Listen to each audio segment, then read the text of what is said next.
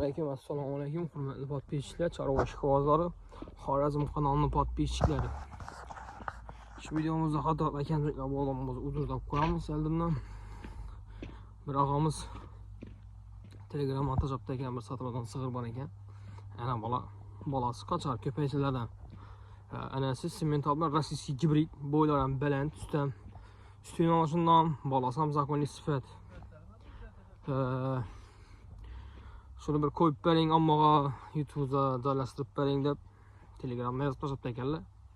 Agar kimga qiziq bo'lgan bo'lsa, filmda borib ustida savdo qilaverasizlar.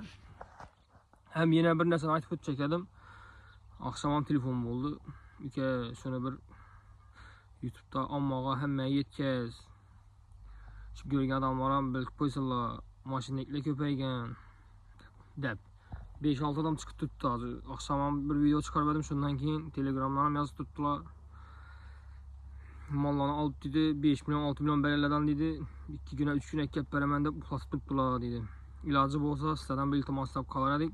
Shu videomizga like'larni bosib, qo'ldan kelgancha kommentarlarni yozib qoldirsangizlar, kengroq tarqalishi uchun bu. Bilmayanlar ham eshitfasinlar deb aytib o'tib ketishimiz. To'liq ustunda pulni sanab keyin molni beringlar. Kim bo'lsa ham. Ertang uni minisalashib, boshqa etib yozib chizib yurganingizdan bu ustiga pulni sirasi bermaydilar. 1 yil, 2 yillab yurish kerak o'zi shu pulni ustunda 20 milyon, 40 milyon, 50 milyonlab uxlatib berganlar bo'libdi. Birovni endi 3 tona kitchen akitibdi, 6 milyon so'm, 3 so'm zalog berib ketgan.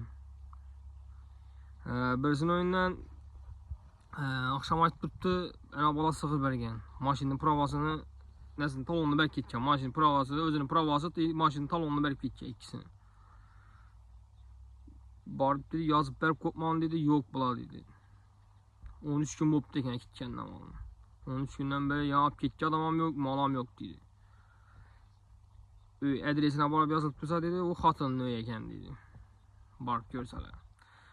Şu anglabonlar, agar videomizda xatolar kamchiliklar bo'lsa uzr so'rab qo'yamiz.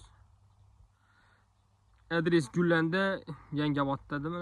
Yodimdan chiqib ketdi doğrusu. O'zlaridan telefon qilib so'raysa, adres Gullarda, bemalol molni firmasına borib ko'rasizlar. Bolasi qochar 45 milyon so'm deb turibdi. 15-20 metr usti bor deb turibdilar. Telefon nomerlarini ekranda yozib qoldiramiz. Bemalol telefonlashib savdo qilasizlar. Shu chiroyli kommentarlarni yozib qoldiringlar. Sizlardan bir iltimos. Like'larni ayamanlar, podpishga etib tursangizlar, xudo xolasa yaxshi videolarni chiqarib boraveramiz. Hammasi sizlar sababi bilan bo'ladi. Sizlar shu podpishga etib tursangizlar, xudo xolasa bizlar ham yaxshi videolarni arzon versiyasini chiqarishga harakat qilamiz. Esa videomiz boshlaymiz.